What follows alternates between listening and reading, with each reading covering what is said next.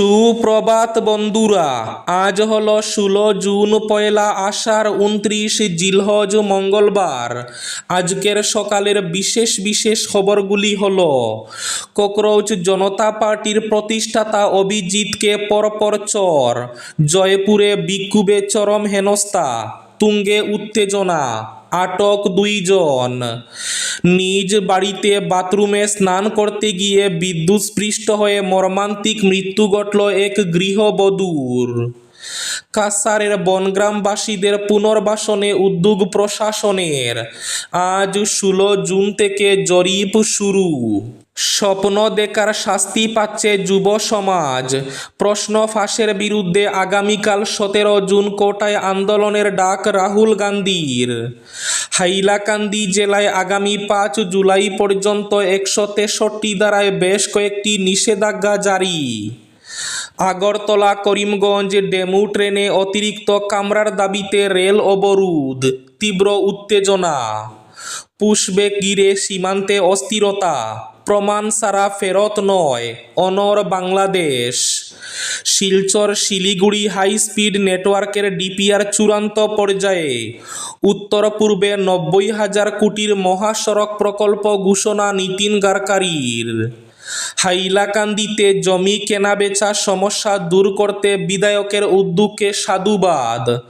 কাজের মান নিয়ে সমঝোতা নয়, স্পষ্ট বার্তা হাইলাকান্দির বিধায়ক ডক্টর মিলন দাসের। আমেরিকা ইরান শান্তি সমঝোতা মেনে নিতে বাধ্য নয় ইসরায়েল, ডোনাল্ড ট্রাম্পকে প্রকাশ্যে বার্তা তেল আবিবের। লেবানন থেকে সেনা সরানো হবে না, কড়া বার্তা। হরমুজ প্রণালী খোলার ঘোষণায় এক ধাক্কায় তেলের দাম কমল 4%। এবার হু হু করে কমবে সোনার দাম। এবং থাকবে আজকের বরাক উপত্যকার 3 জেলার আবহাওয়ার খবর। তাহলে বিস্তারিত খবরে যাওয়ার আগে অবশ্যই ভিডিওটিতে একটি লাইক করে চ্যানেলটি সাবস্ক্রাইব করে পাশের বেল আইকনটি বাজিয়ে রাখবেন এবং ফেসবুক পেজটি ফলো করে ভিডিওটি অবশ্যই শেয়ার করবেন, যাতে সঠিক তথ্যগুলো সবার কাছে পৌঁছাতে পারে। এবার শুনুন আজকের খবরগুলির বিস্তারিত। প্রথম খবর, ককরোচ জনতা পার্টির প্রতিষ্ঠাতা অভিজিৎকে পরপর চর, জয়পুরে বিক্ষোভে চরম হেনস্থা, তুঙ্গে উত্তেজনা, আটক 2 জন। রাজস্থানের জয়পুরে একটি রাজনৈতিক বিক্ষোভ প্রদর্শন কর্মসূচি চলাকালীন আচমকাই তীব্র উত্তেজনা এবং হট্টগোল ছড়িয়ে পড়ল। আন্দোলন চলাকালীন বিশৃঙ্খল পরিস্থিতির মধ্যে ককরোচ জনতা পার্টির প্রতিষ্ঠাতা তথা সিজেপি প্রধান অভিজিৎ দীপকে এক যুবক সজোরে চর মারেন বলে খবর পাওয়া গেছে। এই অনভিপ্রেত ঘটনার জেরে মুহূর্তের মধ্যে গোটা এলাকায় ব্যাপক শোরগোল এবং হুড়োহুড়ি পড়ে যায়। জয়পুরের রাস্তায় যখন একটি নির্দিষ্ট দাবিকে কেন্দ্র করে তীব্র বিক্ষোভ স্লোগান চলছিল, ঠিক তখনই ভিড়ের মধ্যে থেকে এক যুবক আচমকা সামনে এগিয়ে আসেন। কিছু বুঝে ওঠার আগেই ওই যুবক সোজাসুজি সিজেপি প্রধান অভিজিৎ দীপকের উপর চড়াও হন এবং একটি জোরালো থাপ্পড় কষিয়ে দেন। বিক্ষোভস্থলে উপস্থিত সিজেপি কর্মী সমর্থকেরা এই অপ্রত্যাশিত হামলার ঘটনায় তীব্র ক্ষোভে ফেটে পড়েন এবং পরিস্থিতি রীতিমতো হাতের বাইরে চলে যাওয়ার উপক্রম হয়। ঘটনার আকস্মিকতায় সেখানে উপস্থিত পুলিশ কর্মীরা তৎক্ষণাৎ তৎপর হয়ে পরিস্থিতি নিয়ন্ত্রণে আনার চেষ্টা চালান এবং অভিযুক্ত ওই যুবককে আটক করেন। ক্ষতিগ্রস্ত পাট্টাদারি জমির মালিক ও বনগ্রামবাসীদের জন্য পুনর্বাসনের ব্যবস্থা করতে পরিকল্পনা গ্রহণ করল কাছাড় জেলা প্রশাসন। ক্ষতিগ্রস্তদের পুনর্বাসনের লক্ষ্যে জরিপের মাধ্যমে হিসেব বের করার সিদ্ধান্ত নেওয়া হয়েছে। আজ অর্থাৎ 16 জুন থেকে টানা 3 দিন যৌথভাবে জরিপ পরিচালনা করবে ভূমি রাজস্ব অধিগ্রহণ শাখা এবং লক্ষ্মীপুর রাজস্ব চক্র।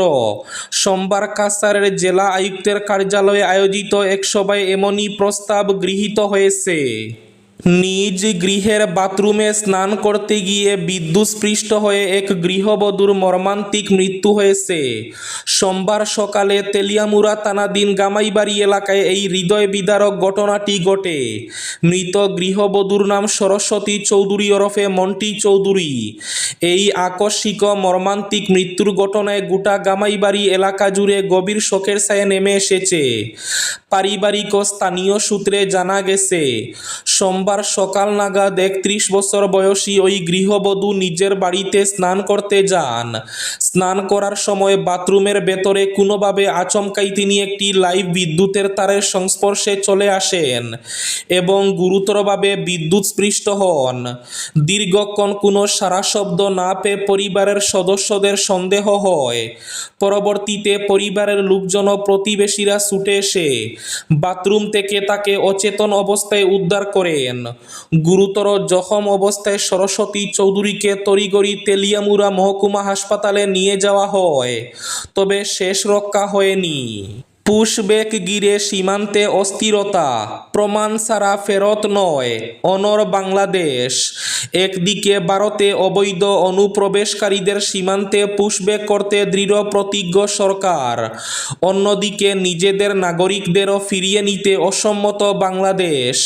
ফলে গত কিছুদিন ধরে অসম, পশ্চিমবঙ্গ, মেঘালয়ের সীমান্তে এক অস্থির পরিস্থিতি বিরাজ করছে। ভারত থেকে পুশব্যাকের যে কোনো প্রচেষ্টা ভেস্তে দিতে সীমান্তে কড়া নজরদারির ব্যবস্থাও করেছে বাংলাদেশ সরকার। ফলে অসম, পশ্চিমবঙ্গ থেকে বিদেশিদের পুশব্যাক প্রক্রিয়া ব্যাহত হচ্ছে। রবিবার কাকবুরে মানকাচারের সীমান্ত দিয়ে ভারতে প্রবেশের সময় ধৃত ৯ বাংলাদেশি নাগরিককে পুশব্যাক করার চেষ্টা নিয়ে যে পরিস্থিতির সৃষ্টি হয়েছিল তার মীমাংসা হয়নি আজও। স্বপ্ন দেখার শাস্তি পাচ্ছে যুব সমাজ। প্রশ্ন ফাঁসের বিরুদ্ধে আগামীকাল অর্থাৎ ১৭ জুন কোটায় আন্দোলনের ডাক রাহুল গান্ধীর। নিট থেকে শুরু করে বিভিন্ন পরীক্ষায় একের পর এক প্রশ্ন ফাঁস এবং পরীক্ষা বাতিলের জেরে এই মুহূর্তে ফুঁসছে গোটা দেশের ছাত্র এবং যুব সমাজ। সেই প্রেক্ষিতে মোদী সরকারকে কোণঠাসা করতে এবার সরাসরি ময়দানে নামলেন লোকসভার বিরোধী দলনেতা তথা কংগ্রেস সাংসদ রাহুল গান্ধী। আগামীকাল অর্থাৎ ১৭ জুন রাজস্থানের কোটায় পড়ুয়া এবং চাকরি প্রার্থীদের এক বিশাল সমাবেশে যোগ দেওয়ার ডাক দিয়েছেন তিনি। এই কর্মসূচির নাম দেওয়া হয়েছে ছাত্রদের গর্জন। মোদী সরকারকে তীব্র আক্রমণ শানিয়ে রাহুল গান্ধীর তোপ। একের পর এক প্রশ্ন ফাঁস, পরীক্ষা বাতিল ও নিয়োগ প্রক্রিয়ায় দিনের পর দিন দেরি করে দেশের যুব সমাজের ভবিষ্যৎ অন্ধকারের দিকে ঠেলে দিচ্ছে এই সরকার। হাইলাকান্দি জেলায় ১৬৩ ধারা জারি। হাইলাকান্দির জেলা ম্যাজিস্ট্রেট জেলায় জনসাধারণের মধ্যে আইন শৃঙ্খলা এবং সাম্প্রদায়িক সম্প্রীতি বজায় রাখতে ভারতীয় নাগরিক সুরক্ষা সংহিতার ১৬৩ ধারার অধীনে কয়েকটি নিষেধাজ্ঞামূলক আদেশ জারি করেছেন।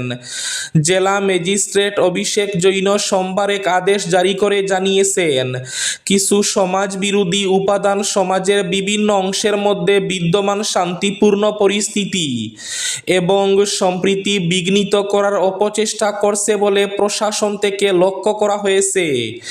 এই ধরনের হুমকিগুলিকে আগে থেকে মোকাবিলা করার জন্য সমগ্র জেলা জুড়ে বেশ কয়েকটি কার্যকলাপ কঠোরভাবে নিষিদ্ধ করা হয়েছে। এর মধ্যে রয়েছে জেলা প্রশাসনের পূর্বানুমতি ছাড়া বেআইনি সমাবেশ, মিছিল, র্যালি বা জনসভা করা এবং উপযুক্ত কর্তৃপক্ষের অনুমতি ছাড়া যে কোনো পাবলিক প্লেসে ৫ বা ততোধিক ব্যক্তির সমবেত হওয়া নিষিদ্ধ ঘোষণা করা হয়েছে। এছাড়াও লাউডস্পিকার ব্যবহার করা বা উস্কানিমূলক, সাম্প্রদায়িক, রাষ্ট্রবিরোধী বা দেশবিরোধী বক্তব্য বা স্লোগান দেওয়া নিষিদ্ধ করা হয়েছে। জানানো হয়েছে ১৫ জুন থেকে কার্যকর হওয়া এই আদেশ আগামী ৫ জুলাই পর্যন্ত সমগ্র জেলায় বলবৎ থাকবে। শিলচর শিলিগুড়ি হাই স্পিড নেটওয়ার্কের ডিপিআর চূড়ান্ত পর্যায়ে। উত্তর পূর্বে 90,000 কোটির মহাসড়ক প্রকল্প ঘোষণা নীতিন গডকরির। উত্তর পূর্বের রাজ্যগুলির জন্য 90,000 কোটি টাকারও বেশি মূল্যের মহাসড়ক পরিকাঠামো প্রকল্পের ঘোষণা করলেন কেন্দ্রীয় সড়ক পরিবহন ও মহাসড়ক মন্ত্রী নীতিন গডকরি। এর মধ্যে রয়েছে গৌহাটি শিলং ও শিলচরকে সংযুক্ত করা হাই স্পিড করিডোর এবং মেঘালয়ের সীমান্ত সংযোগ উন্নয়নের উদ্যোগ। সোমবার শিলংয়ের Lariti International Centre for Performing Arts and কালচারে আয়োজিত North East India infrastructure summit and exhibition 2026-এ বক্তব্য রাখতে গিয়ে গডকরি বলেন, এই প্রকল্পগুলো অর্থনৈতিক প্রবৃদ্ধি ত্বরান্বিত করবে, আঞ্চলিক সংযোগ উন্নত করবে এবং সীমান্ত এলাকায় প্রবেশাধিকার শক্তিশালী করবে। হাইলাকান্দিতে জমি কেনাবেচা সমস্যা দূর করতে বিধায়কের উদ্যোগকে সাধুবাদ। কাজের মান নিয়ে সমঝোতা নয়, স্পষ্ট বার্তা হাইলাকান্দির বিধায়কের। হাইলাকান্দি জেলায় চলমান বিভিন্ন উন্নয়নমূলক কাজ দ্রুত শেষ করার নির্দেশ দিয়েছেন বিধায়ক ডক্টর মিলন দাস। তবে একই সঙ্গে কাজের মান নিয়ে যে সমঝোতা হবে না, সেটাও স্পষ্ট জানিয়ে দিয়েছেন হাইলাকান্দির বিধায়ক। সোমবার হাইলাকান্দির আবর্ত ভবনে জেলায় চলমান বিভিন্ন উন্নয়নমূলক কাজকর্মের গতি ত্বরান্বিত করতে এক পর্যালোচনা সভা অনুষ্ঠিত হয়। সভায় জেলার বিভিন্ন বিভাগের ঠিকাদারদের সঙ্গে মত বিনিময় করেন বিধায়ক ডক্টর মিলন দাস। আমেরিকা ইরান শান্তি সমঝোতা মেনে নিতে বাধ্য নয় ইসরায়েল। ডোনাল্ড ট্রাম্পকে প্রকাশ্যে বার্তা তেল আবিবের, লেবানন থেকে সেনা সরানো হবে না। আমেরিকার মধ্যস্থতায় ইরানের সঙ্গে হওয়া শান্তি সমঝোতা নিয়ে প্রথমবার আনুষ্ঠানিক প্রতিক্রিয়া দিল ইসরায়েল। স্পষ্ট ভাষায় দেশটির নেতৃত্ব জানিয়ে দিয়েছে, আমেরিকা এবং ইরানের মধ্যে হওয়া কোনো চুক্তি ইসরায়েল মেনে নিতে বাধ্য নয়। সোমবার সমাজ মাধ্যমে দেওয়া এক বার্তায় ইসরায়েলের জাতীয় নিরাপত্তা মন্ত্রী ইতামার বেন গভির বলেন, ইসরায়েল আমেরিকার অধীন নয়, আমরা একটি স্বাধীন এবং সার্বভৌম রাষ্ট্র। দেশের নিরাপত্তা সংক্রান্ত সিদ্ধান্ত ওয়াশিংটন নয়, জেরুজালেমেই নেওয়া হবে। তিনি যুক্তি দেন, হিজবুল্লাহ এবং ইরান সমর্থিত অন্যান্য সশস্ত্র গোষ্ঠীর হামলা মোকাবিলায় জরুরি পদক্ষেপ গ্রহণের পূর্ণ স্বাধীনতা রয়েছে ইসরায়েলের। বলেন, আমরা আমেরিকাকে ভালোবাসি এবং প্রেসিডেন্ট ট্রাম্পের প্রতি কৃতজ্ঞ, কিন্তু ইসরায়েল কোনো পদদলিত রাষ্ট্র নয়। আজকের বরাক উপত্যকার 3 জেলার আবহাওয়ার খবর। আজ বরাক উপত্যকার 3 জেলার আকাশ মেঘলার পাশাপাশি হালকা থেকে মাঝারি বৃষ্টির পূর্বাভাস। শিলচর কাছাড়ে আজ সর্বোচ্চ তাপমাত্রা থাকবে 32 ডিগ্রি সেলসিয়াস এবং সর্বনিম্ন তাপমাত্রা থাকবে 26 ডিগ্রি সেলসিয়াস।